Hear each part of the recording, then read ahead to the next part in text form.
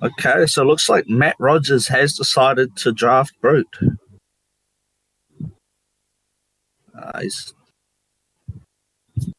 We had a little look at it before it started getting taken away from us.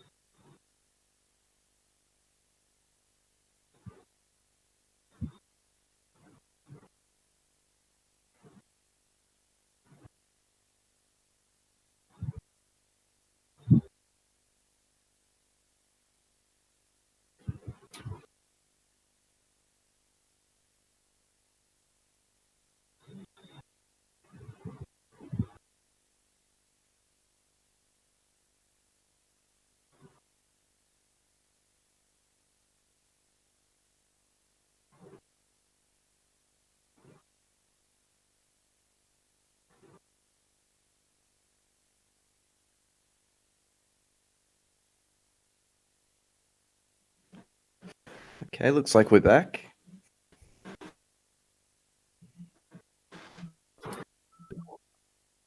Yeah, had a little brief look at Matt's Brute deck before it got taken away from us. So we do have a Brute player. That's cool. Did you manage to see much of it? Yeah, it just seemed like a real go wide kind of Brute. Had the Snapdragon Scalers, Barkbone strapping in the Ironot Helm, few bellows and beatdowns. Interesting. Very high density 6+ though, which is what you want.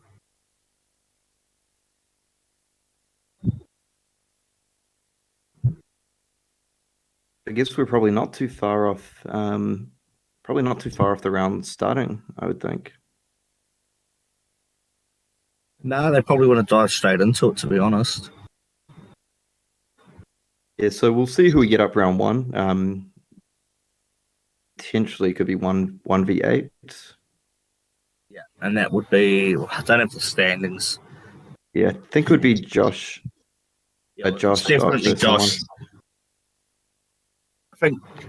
I think Kenny Forrester might have been the 8th seed. Okay, well, that'll be a good match. Yeah, it'd be interesting to see what the undefeated Swiss champ has opted to draft. Yeah, definitely. We'll see if he went for sort of a similar thing. He went with Guardian again, or if he's decided to switch it up a little bit.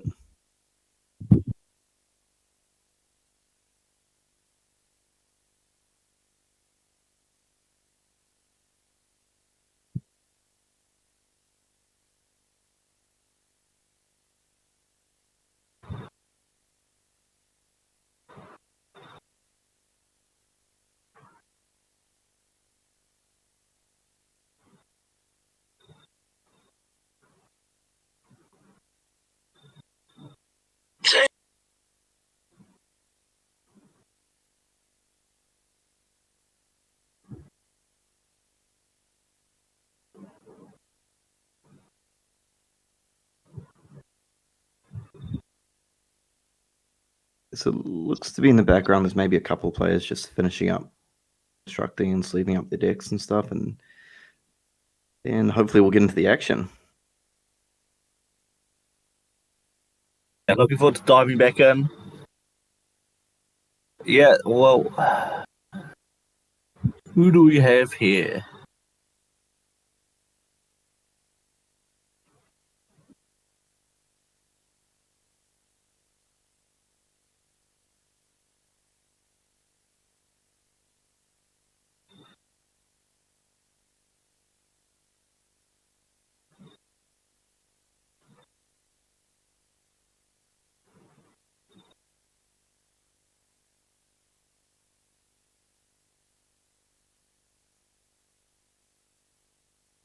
So we got Matt Rogers versus Daniel Real, I believe.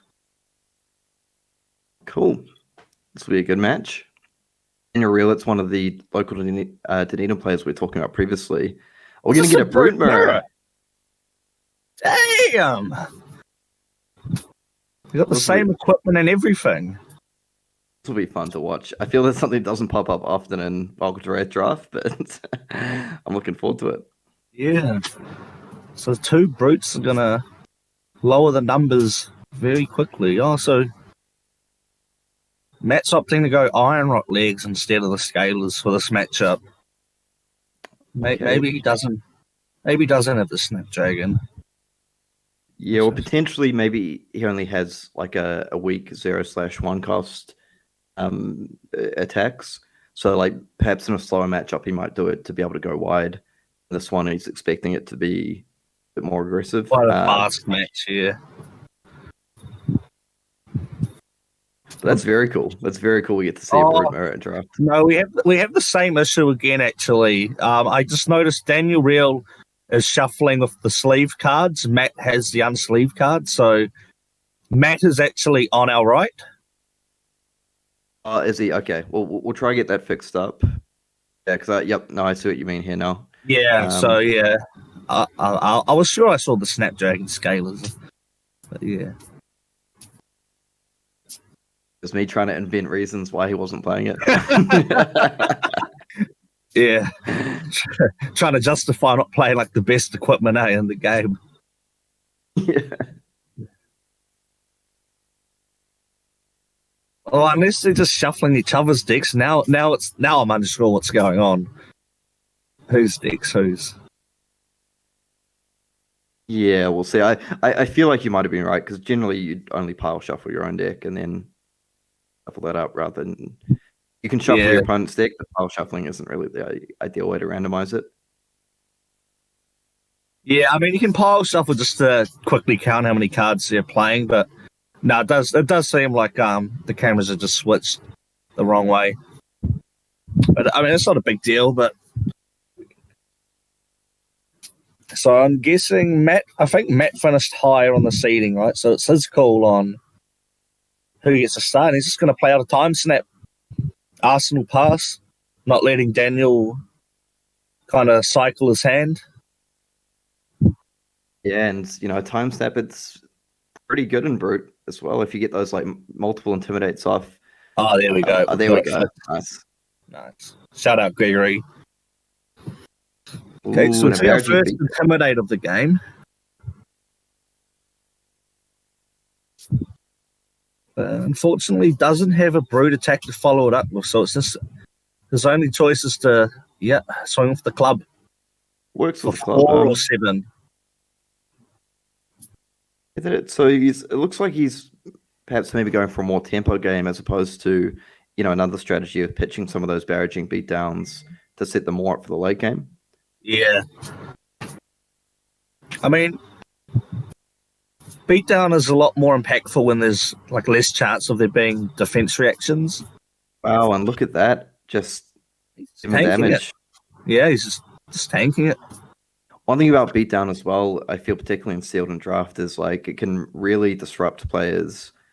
If you're barraging beatdown out the card they really wanted to block with, or like you leave them with cards they can't afford to block with because they need to play them out. And it generally comes in more when there's multiple barraging beatdown. Multiple intimidates are used. It's a very interesting start to the match. Okay, so we see the breakneck battery. Well, since he's going to be able to get go again here, I'm imagining it's a very high success rate. Yep, so going to get the intimidate trigger and come in for 6 with go again. 2 cards left in his hand. We're probably seeing a romping club for 5 coming in after that. Yeah. Pit swing the club in Arsenal something is what I'm imagining. We'll see next.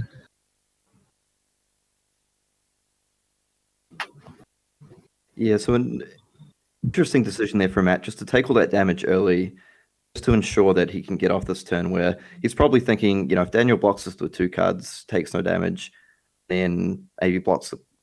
Okay, no, so it's just a. And what a brute special. That's nice. Savage Beast. So he's going to be able to come in again for another 6, drawing a card to Arsenal, and another Intimidate trigger. This could be a very quick game. Oh, and the Snapdragon Scalers. Oh my god! It's a lot of damage. And this might be over faster than I thought. It's just blocked with all 3 equipment, and he's dropped down to 6. So there we see the strength of the Snapdragon with Savage Feast. Oh, that's absolutely insane. That's, really, really good to have with that. Okay, so we see another Barraging come out. That's a red Barraging as well, I believe. Yeah. A lot of good brute cards being passed around. Generally, you need to get at least 2 to 3 Intimidates after me. Oh, here we go. So here's another one coming in. It is interesting that it's difficult to get the full value out of the Barraging here if he chooses just to if he intimidates in double blocks. Yeah. Because in this spot, Matt's fine just blocking 2 cards. Did that not intimidate here? Oh, wait, you can't pummel that. 1 cost. Yeah, that's... You're going to pick that up? And that's huge. That Matt missed something like that. Yeah, that should not have happened.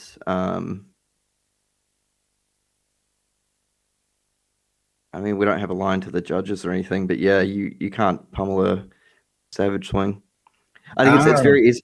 I think it's very easy to confuse and brute stuff sometimes because your cards are very much above curve. So it kind of feels like an attack you could pummel, but yeah, it looks like the players have missed that, and that's quite a huge huge thing to overlook because what has he rolled? Is that a 2? So he gets 1 resource? Didn't quite see what that roll ended up on.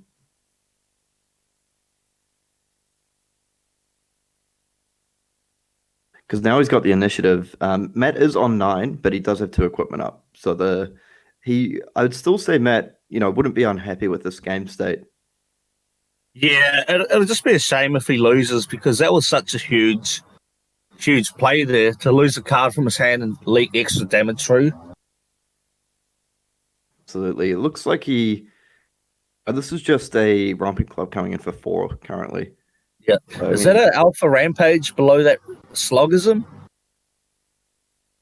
If it is, then Neil could be in a little bit of trouble here. I think it's fine. I think the game will be over before we see those cards ever again. Oh, do you mean pitch? Sorry, I thought you meant in his hand. Nah, in the pitch zone under that Slogism from Daniel. So he's just going to block for free here and leak the 1 damage through.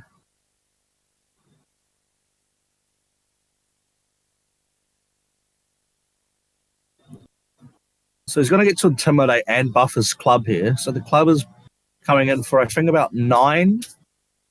If that's the yellow Primeval.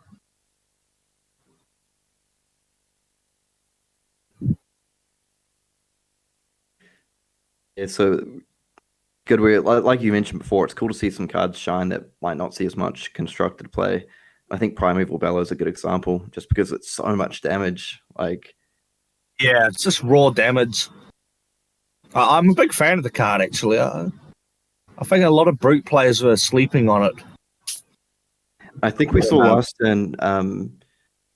Oh, nice. So he's got the Sink Blow as well. So now he's got 2 cards. I believe last turn Daniel was potentially relying on getting resources or more resources than he eventually got from that Barkbone strapping.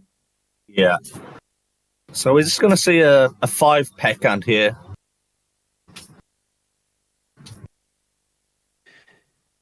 Yeah, and again, it's quite a close game, right? It could go either way. I feel that Matt is slightly ahead at the moment because of that life buffer and the fact he has the 2 equipments. that could all go away very quickly if Daniel gets a very big hand. But in these sort of situations, if Matt's able to just sort of lock up a little bit and wait for his really big turn with that time snap potion, it feels like that might be enough to finish off the game. You see a barraging beatdown on his hand. We know he's pitched one previously.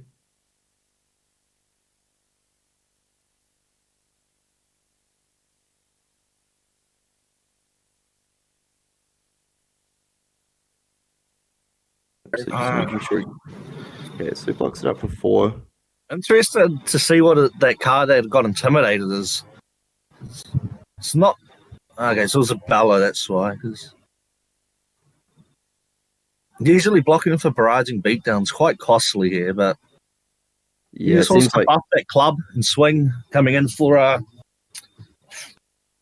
so it's at 5 plus whatever the Bella is. If it's red, yeah. If it's red, this is 10. It's a lot of brute damage. Yeah.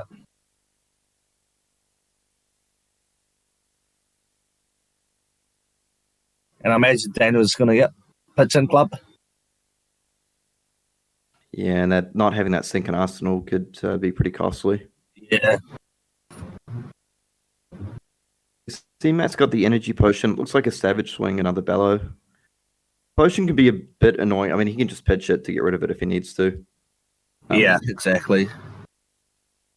I'm imagining he might block with the one of those bellows here. Most likely. It's hard to tell. Maybe Awakening. Yeah, the issue with the Primeval Bellow here is if he Primevals and discards the potion, won't be as happy with how that play ends up. Yeah. On the other hand, if that's an Awakening Bellow Savage Swing potion hand, it makes it just a little bit awkward to get off the max value out of it. May just see him take the damage. Yep. Yeah. Go to 3, stay out of the reckless swing range if Daniel happens to have a copy of it. Yep. And this actually allows him here to potentially utilize that potion, the time snap potion. So if he pitches something like the energy potion and gets off the Awakening Bellow and the Savage Swing. He's rolled a 6. What a sack. So he's going to play out that Awakening Bellow first, I imagine. Yeah, I think that's what we're going to see here. This might actually be enough to... I think this might actually be enough for lethal.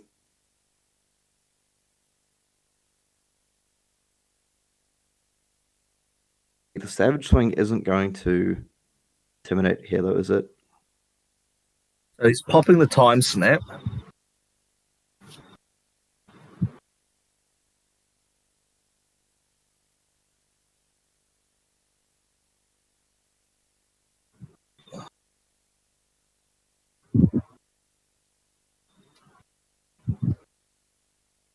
Okay, yeah, I think that might be game. And then he's pitching, club, yeah. All right, man, takes him home. So, yeah, that was actually a really cool match to watch. So there was like a lot of,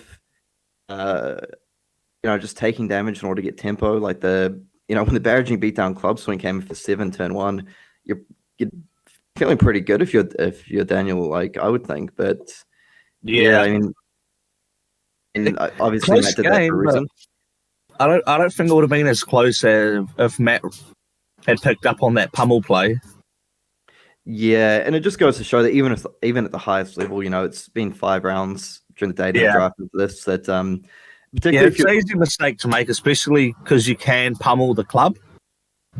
And traditionally you only see pummel and razors using deck, so it works on both the attack actions and the weapon itself.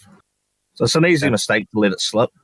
And particularly if it's a deck that I wouldn't say that you're not familiar with, because I feel like both players would be familiar with the Brute deck, as a hero. But if it's a class that you don't play a lot or that you haven't played a lot recently, just strange interactions like that might just sort of be very easy to miss.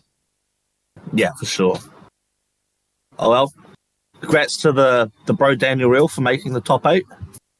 Yeah, definitely. And honestly, congrats to both players for drafting Brute decks. I mean, how often do we get to see a Brute mirror in not often. A draft? Yeah, not often, I would say. So that's actually really cool. Matt's there typing away at me. He's saying you missed the pummel or forgot the pummel. Yeah. I just had to text him say we can see your phone.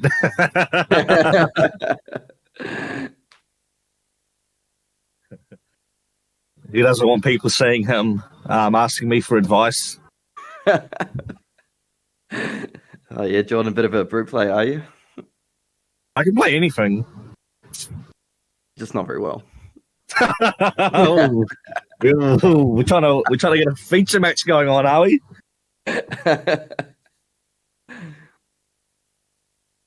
That was a really cool game. Yeah, a little bit of a shame that pummel thing got missed, but I'm glad it didn't actually influence Yeah, the as long outcome as it in the doesn't end. affect the outcome of the game, it's fine.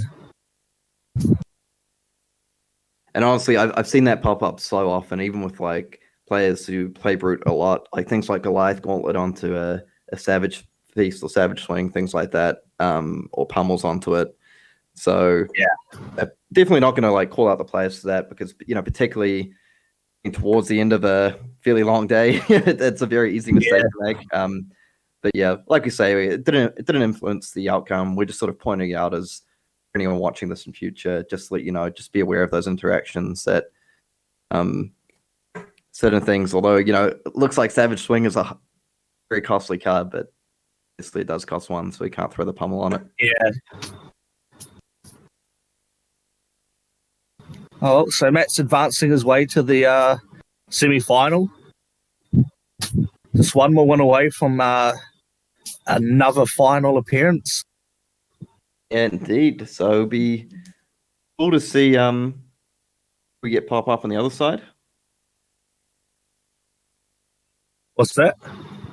It'll be cool to see who pops up on the other side of the bracket. I wonder if the next feature match we might get the other side. So like the semi-final on the other bracket. Jacob bracket maybe.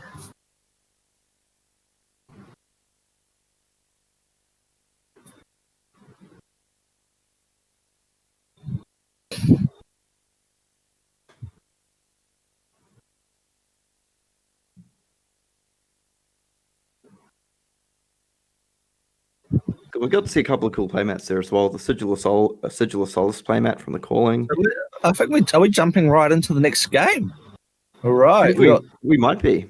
Matt Rogers versus Kenny Forrester for the semi-final. Is Kenny Forrester from the area, right? He's the local. I think so, but I'm not actually 100% sure. Or not far off. Maybe close, definitely closer vicinity than the methodical Matt Rogers. So he's got the home court advantage. Seeing a warrior deck being brought out. Only 2 bits of equipment though. Bolters and the plating. Man, as long as you got the bolters, that's the main one you want. But I don't have the standings, but if Matt Rogers is the one who gets to pick who's on the play or the draw, are you forcing Dorinthia to go first here? I think you might be, just because Dorinthia can be a very tempo-based hero. So, like, I feel like Brute, you can do stuff on turn 1, like drop the potion, but it's not massive. The odds of you being able to pull off the Brute cheese with the triple or quad intimidate turn 1, it's highly unlikely to have that happen in a sealed pool or a draft pool. It looks like Kenny actually must have taken down number 1 player after Swiss, Josh, in their top 8 game there. I think that was the side of the on. Yeah, it's so bad luck to Josh. It's another victim of the Rohan kind of curse of being first after Swiss and then losing first round top 8.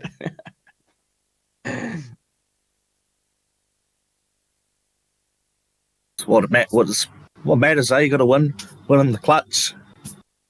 No good going 73-9 in the regular season to lose 3-1 in the finals where it matters the most. Exactly. All right, so looks like getting a judge call potentially, just the players checking something out. Or actually, no, sorry, I think I misinterpreted that. I think it's just Matt's thinking over his turn here. Yeah, so it looks like he's got a yellow Smash Instinct, red Pack Hunt. Oh, actually, I think they may have asked the players to pause just while they updated the names. So, Okay. No need for that. We gave the introductions. We know who our boys are. and this is will be another cool matchup to watch. Yeah, Yeah, definitely. we mentioned the three before as a potentially very good seal deck hero with the right pull. I think the same goes for draft. Yeah, definitely. So we see him leading up to Primeval Bellow here. Yep, discard. So going to trigger the Intimidate. Yeah, I think the Intimidate, like we've mentioned, I think it can't really be understated. The impact it has, not just putting one card out of your hand, but really disrupting your potential lines for next turn. Sketch. So we might see him pitch the Sand Sketch plan to just play out that Pack Hunt. He's going to get to Intimidate another card, and that smashing the Pack Hunt rather is going to be about 10-ish damage, depending on the colours of them. Unless he's thinking about getting the Sand Sketch plan, and maybe you don't want to be playing it when you only have one other card in the hand. Yeah, it'd be a bit of a risk. That could be one line, you crack the Barkbone strapping to get resources and your Sand gets, but you might be thinking about it. Just decided to club and going to Arsenal the Pack Hunt. I quite like that play, yeah, because the club is still going to get the buff from the Bellow. And for its own. Sorry, what was that? Yeah, so it comes in for 8. It probably gets 2 damage through, or it looks like 5 damage here, and you get to set the Pack Hunt, which can be really good if you comboed off with the Breakneck Battery later on, or multiple Barragings. Yeah, or even if you're forced to block with quite a few cards, and you only have one left, you just have to pitch, and you can still come in for 6. So we're saying the Nature's Path Pilgrimage. Jakarta was quite critical of my last Dice Jar Games stream when I was forced to eat my words by Matt Rogers. Now he's staring down the pilgrimage on the wrong side of things. How poetic, The thing is, Kenny's got a card in Arsenal already, so if he doesn't trigger a prize and he can't really get it out, he might not be too worried about the on-hit effect. Yeah, so yeah. So are we going to see an attack reaction here? Ideally from Arsenal, if you're looking at it from Kenny's perspective. Because it's a draft pool, the chances of them having a Steel Blade Supremacy or high power attack, non-attack action, or rather on the top deck is not too high. But that's a good read from Matt here. So he hasn't blocked. So Kenny chose to play the Iron Song response just to get it out of his arsenal to try to get some value from that trigger. So that I totally see. Unfortunately, hits the defense react on top. So yeah. Oh, so he's doesn't get the Intimidate here. He still gets the damage. Interesting to see the Razor Reflex in the deck. So they can't hit stuff like Savage Swing and Savage Feast go again. Okay, yeah. So he's just going to come in for hefty, healthy amount. I think probably 9-ish damage, and he will have another card to Arsenal. So I wonder if we see a block for 6 here, and then just coming back in with the weapon. But yeah, like we mentioned, those players choosing not to block there. Matt just identifying that Kenny had a card in Arsenal, doesn't want to give him value. So if he blocked with one card and that's a red Iron Song, he basically just loses a card for nothing. Yeah.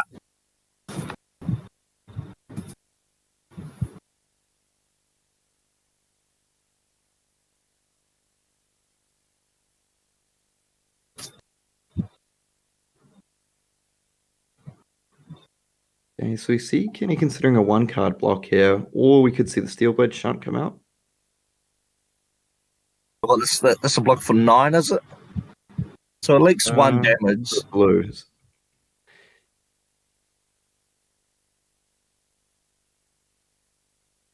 Huh.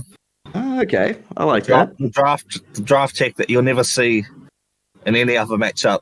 So he took the 1 here just to go lower life and trigger that Wounded Bull effect. So this comes in for 8, I believe, or 7? 8 if it's red. 7 base, right? Well, and plus 1. See, Matt has 2 potions in hand there. Well, that's not great. But he can just throw out 2 cards and the Barkbone Strapping if he really cares. You know, he could even just take it all.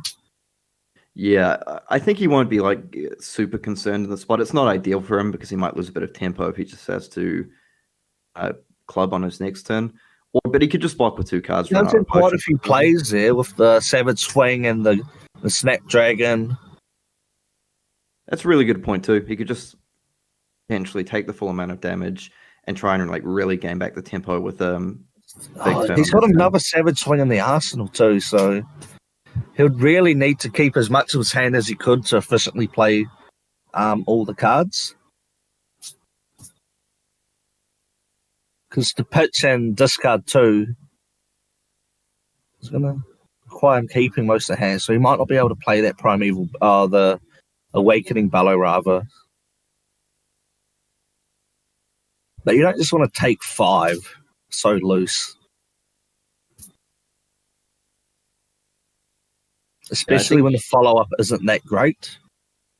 That's a really good point. I think Matt will probably be happy, at least in one sense, that he drew the 2 potions now and not like on a big driving blade turn or something with a potential backup.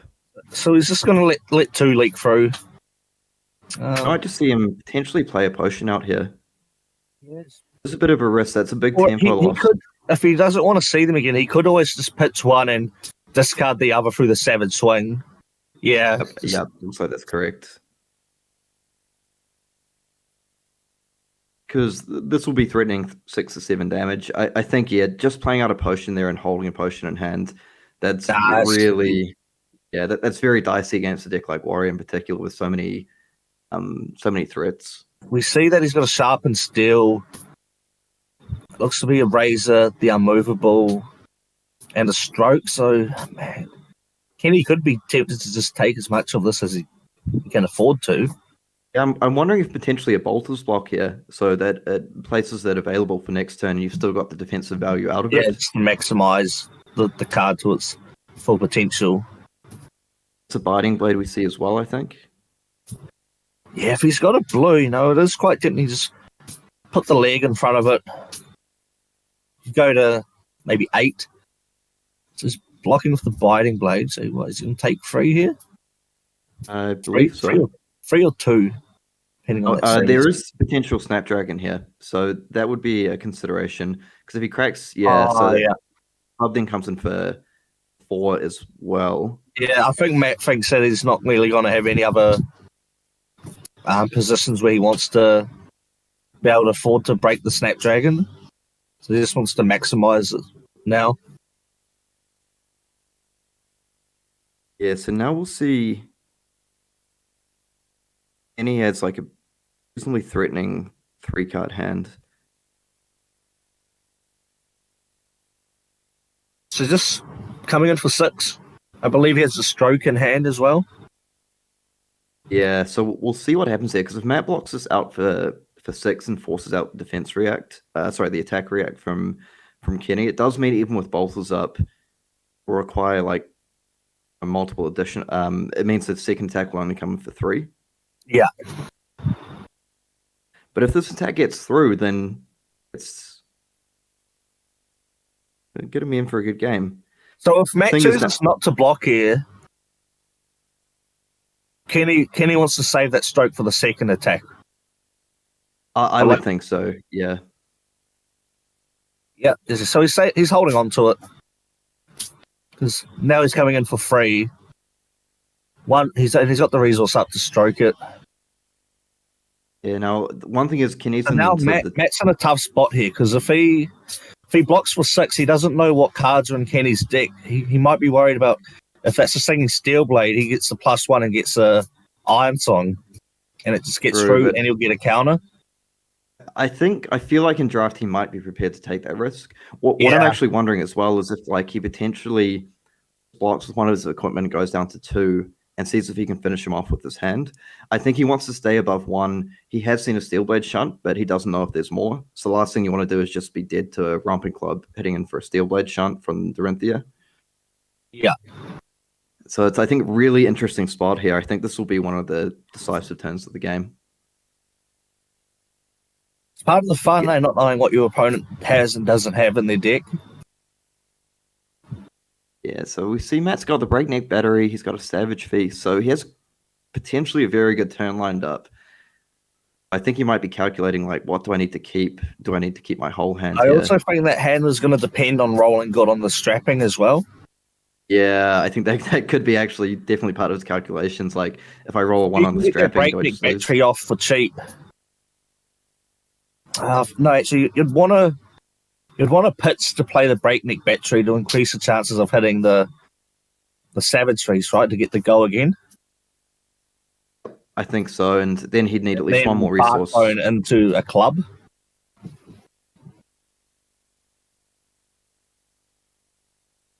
Yeah, and because the thing is as well, I think he's thinking hit the future turns. Like, if I take the damage here, I've got to be very confident my next hand will either strip his entire hand or kill him. Yeah. So actually, I mean, it probably won't strip his whole hand, right? Because you're brute, you intimidate. Because if he gets Kenny down to sort of 1 or 2 life, and Kenny's got 2 cards in hand, and Matt goes down to 1 or 2, that puts you in a very, very difficult spot against a deck like the Rathe, which has so many options. Potentially, if they have a Dawnblade counter. This is a very interesting turn. Oh, sorry, it wasn't a stroke, it was a razor, but it's basically the same thing here. So we didn't see the Barkbone strapping block come out. So maybe that indicates that he's sort of leaned away from using it this turn. So what options does he have here? He has a Primeval Bellow, a Breakneck Battery, and a Savage Feast. He might just want to pitch, play the Savage Feast, draw up. Yeah, he's in a bit of a difficult position here as well, because I think whatever he goes with, Kenny does have the option of just taking it all and dropping to 1 and coming back in with a 4-card hand with a Dawnblade counter. Yeah, with the counter up. You see, looks like he's got a Driving Blade, maybe another Sharpened Steel. If he has a Sharpened Steel, he can come in for 7 raw. Yeah, so what he might be potentially one play is running up that Breakneck Battery. Kenny drops down to 1, and then he cracks the Barkbone strapping and comes in with the. Yeah, well, that looks like what he's doing here. I don't know if that's a yellow or. It's hard to tell. I'd be very tempted just to take that damage if I was Kenny here. But that's the thing. If he cracks the Barkbone, that's then a 2-card block. So it leaves him with a 2-card hand. Yeah, but you could risk it, right? Because he still has to roll a 4 or higher to actually swing back. Because if he rolls a 1, he can't do anything. And if that's a yellow Primeval Bellow as well, he has to roll, like you say, he has to roll, a 4 or better. If he rolls a 3... Yeah, he can't do anything. I'd be very tempted to go down to 1 here. I mean, again, there's cards like Reckless Swing, which... Yeah, okay, so it looks like he's taking the risk. Oh, yeah, here we go. Right, see it, Matt. Oh! So now he's coming in for 5. So he's going to lose 2 cards here. Most likely the Overpower and the Biting Blade is the more expensive cards. Yeah, although potentially he might. I think that the Sharpened Steel get intimidated. That's the Driving Blade and that are gone. Yeah. So I think that was definitely a swing point in the game, because if that Romping Club attack was a scar. It's a scar. Okay. So that makes things really interesting. Most likely he's going to block this for free, and he knows that he's going to have to pitch his last card to Dawnblade here. So.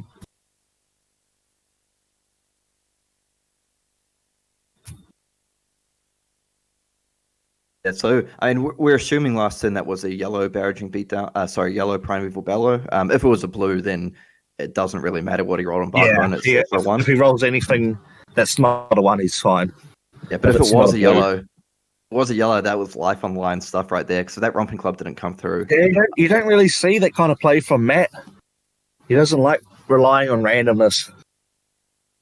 Yeah, that's why I'm thinking it potentially could have been a blue Primeval. But anyway, so we've got what looks to be a red Scar coming in here. Yeah, really interesting card. Matt's probably wishing that he was able to intimidate that card, or intimidate anything else but that. Oh, it was actually a blue Scar. Okay. Oh, was it? Okay. Not as juicy. Not as Yeah. juicy. I think that may have been intimidated potentially. Count is gone, and now we're playing pretty much a last blood game. One thing I kind of wonder there is, could it have been worth to just swing with the Dawnblade in that spot? The Biting Blade gives +4, so if he blocked for 4, then it's... Oh, that's going to be a 3-card block. It's coming in for 7.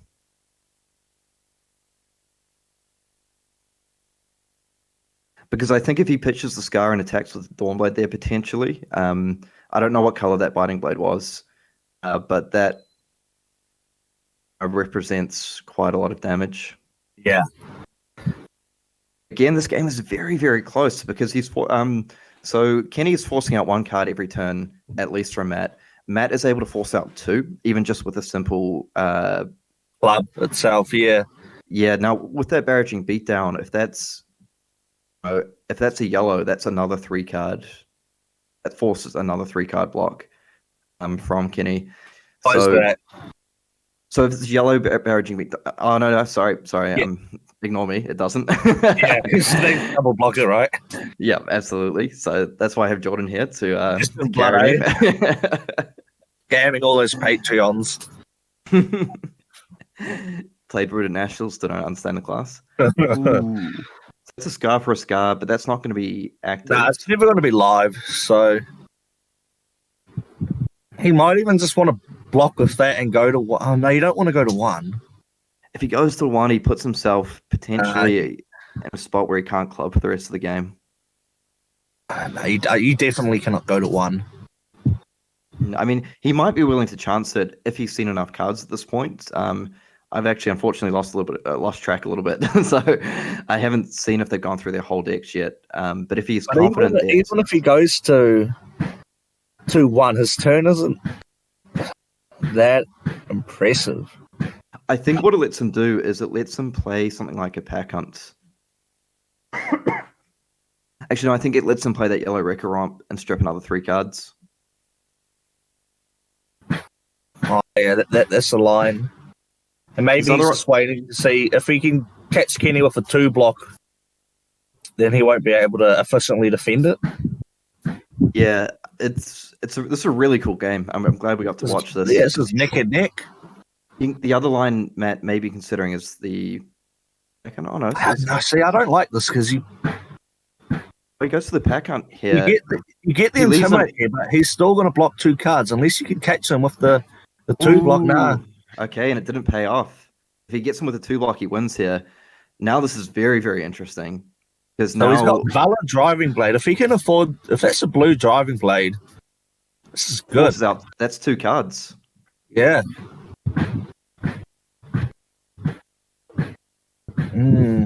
Oh, okay. Matt. That's. I think this might be the turn. I see 3 cards that block for 2. Sigil. Okay. Well, I don't know if that saves them though, right? Because he still gets intimidated. Is that Wrecker Romp? Oh no, so it's just a club. But this is a strong club. So Matt takes it. Yeah, interesting. I wonder, because is that a Valor in Arsenal? Because I felt if he Valor there, that strips 2 cards from his hand. He mustn't. It must have been a red Driving Blade that he wouldn't have been able to afford to pay the Valor and the Dawn Blade. Oh, right. Yeah, sorry. I keep forgetting we can't see the pictures, so we're just kind of assuming. I think you must be right. Yeah. That's the only way you ever not just play out the Valor and attack. Yeah, because I think in any other spot, you just play the Valor, strip 2 cards from their hands, you force Matt to then. Matt just blocked that square on for free. If Kenny had any attack grab, Matt would have just lost. What spot was that in? Sorry. No, but at that point, if it is a red Driving Blade, actually that makes even more sense, right? If it's a red Driving Blade, then the only thing he loses to is the Iron Song response. Yeah, that's true. So I think you're right. It seems very likely that it was a red Driving Blade. So Matt's made his way to yet another skirmish final. Which again, actually, sorry. No. Shows the power of the Intimidate disrupting hands in the late game. So when he intimidates 2 cards there, when you intimidate those 2 red cards and force Matthew into Kenny into blocking with the other 2 cards, it just leaves him with those 2 reds, which leaves him on a turn we can just attack for 3.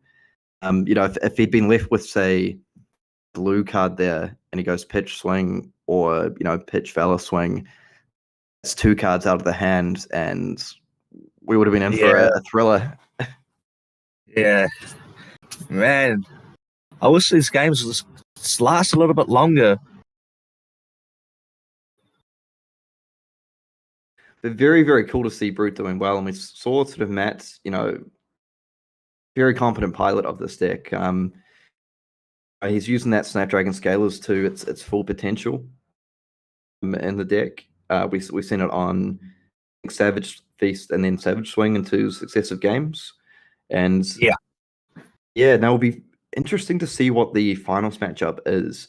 So, if he's playing a deck like Guardian, I mean, it's very good at disrupting defensive lines. So it looks like my prediction has gone astray. Of what would I predict? Bravo Katsu final. Nah, Brute with an unknown class.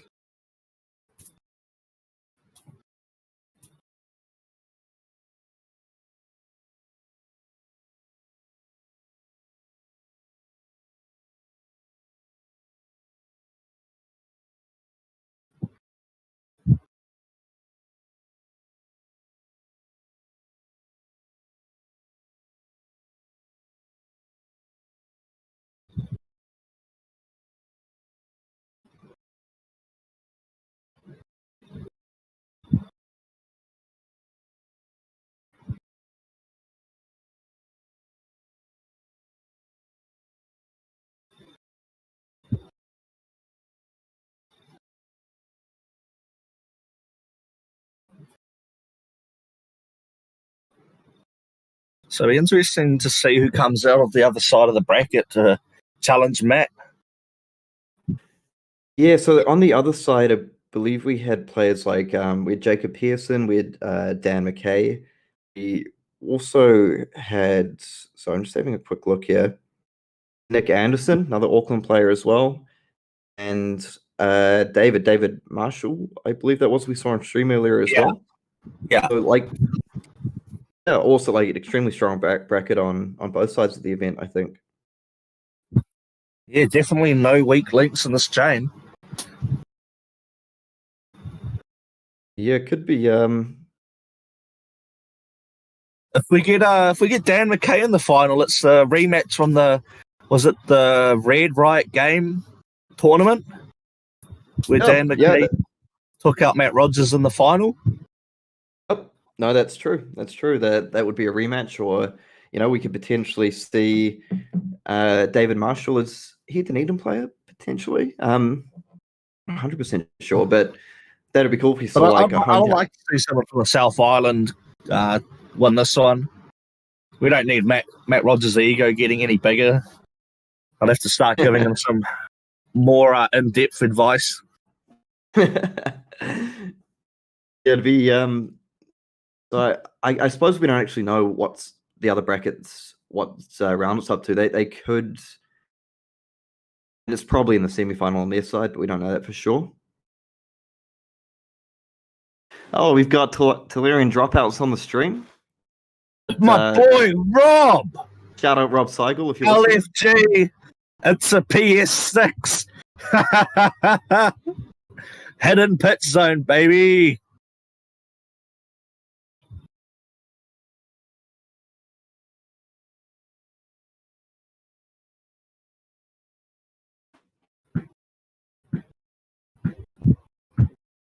Yeah, I guess we got a little bit of dead time. Oh, it looks like players are coming around to set up. Jacob Pearson. All right. The much, to anyone's surprise, would predict these two going at it again. Here we go. Oh, this is, Classic New Zealand finals, of any caliber event. You're very likely to see these two players at the end of it all. Yep. So this will be a very good match. So we've got the top 2 ranked players in the world against each other. playing Sort for of- that beautiful Scar for a Scar playmat. Oh, bravo. Classic. So we see again, Jacob gets Hardened cross-strap, but no Goliath gauntlet. Yeah, now this will be very cool to watch. I think I haven't seen a whole lot of this matchup being played out in Wild Threat draft. Got to remember that these two were sitting next to each other in the draft, so they were passing each other the gas. It's a good point. So they might have a sort of general awareness of what each player has. But Yeah. in saying I haven't seen this matchup a whole lot, I actually played this myself in a top 8 skirmish, which I lost on Bravo. It's really cool because, you know, like we keep saying, like the disruption that the Intimidate throws out, it's not purely just a damage mechanic. You know, against Guardian in particular, if you disrupt a few cards and force them to block with 2 blues, leave them with 2 reds. Yeah, actually, Rohan's pointed out he's playing the Hardened cross-strap over the Tunic. So I can see the reasoning behind that. I mean, I agree with that in Bravo. The one resource every 3 turns isn't as impactful as the one turn where you can just cheat something out for cheaper or even free. Exactly. You get 2 resources on demand as well. So it could also mean he could get it on like turn 1 or turn 2 if he really wants to. Now, I believe Jacob was the highest seed, I think. Or is that right? I'm not too sure, but I've just gotten told that Matt has won every large Flesh and Blood event at Dice Jar Games. So well, he did win he did beat Jacob in the final of a Road to Nationals in Classic Constructed a fair while ago now. Yeah, and also there was a constructed winner box. First edition Arcane Rising.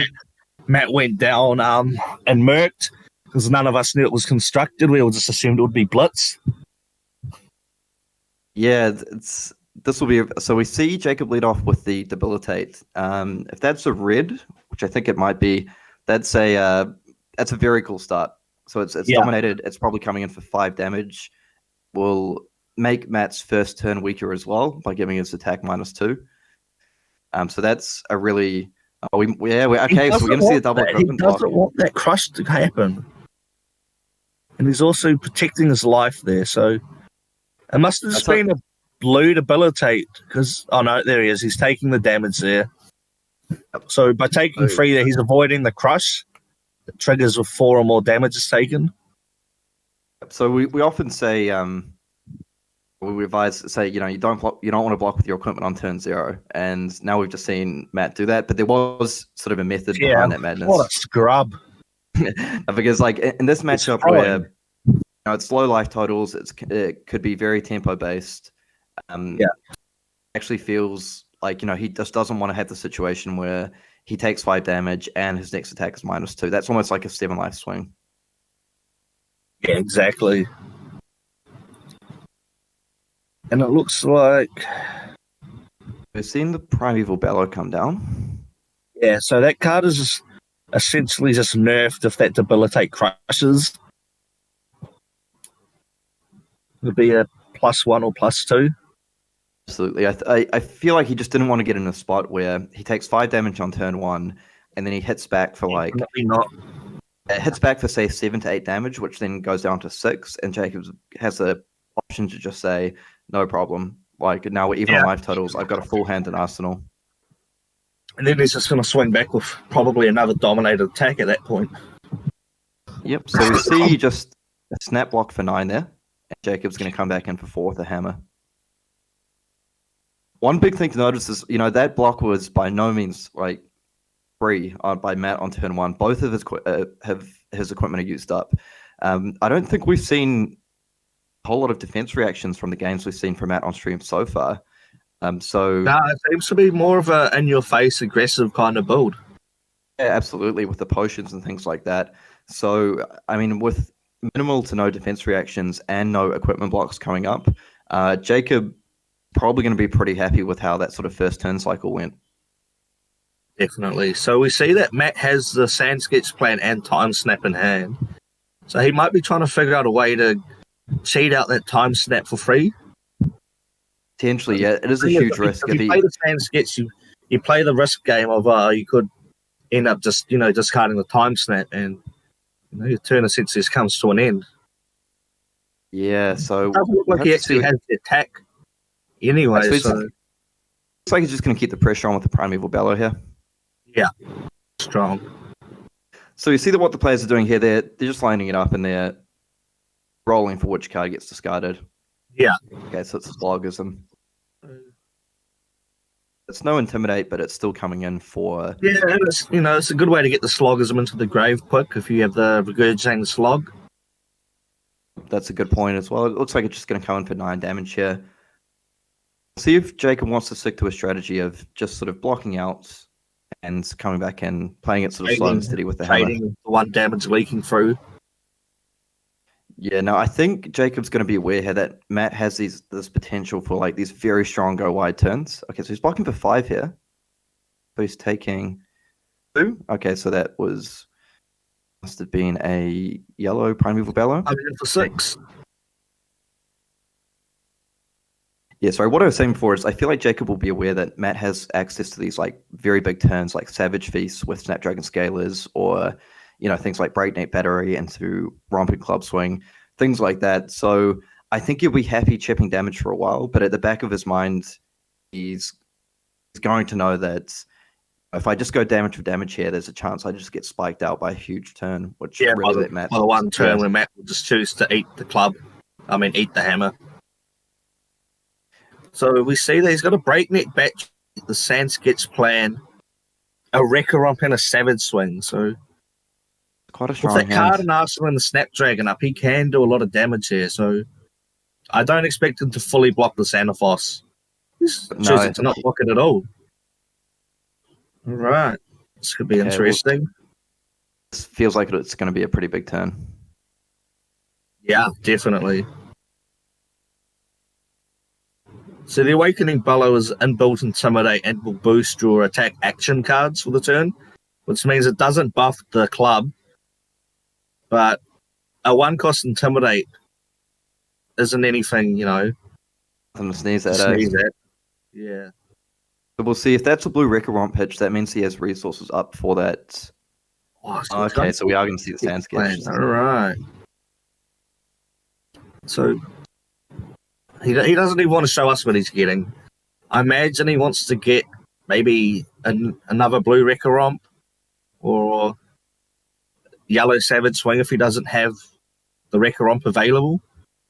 So he already has. So this is going to Intimidate and give him... I just assume he's got 3/6 Savage Swing is a card that you probably want to have discarded on that spot, depending on what else he's got. Because if he can play the Savage Feast out now, Here we go. This is Savage Feast. So he's going to draw a card here, Intimidate. It's got the buff from Awakening Bellow, and we're most likely going to see the Snapdragon Scalers get popped, and he'll swing again for 5. And he'll be really wanting to have drawn at least a yellow pitch here, so he can come back in with that weapon. Oh, wait, no, he has 1 resource up anyway, right? So it doesn't matter what he's drawn. I scratch that. Assuming that's a blue Wrecker Romp. Unless it's a yellow Wrecker Romp in the pit zone. In which case, he'd really want at least a yellow. No, but it's fine. Yep, he's just coming again for 5. Just like that, 8-point deficit's evened out. Yeah, and it's looking... So he dropped him from 18 probably down to 5 by the time this turn is over. So getting a piece of equipment out.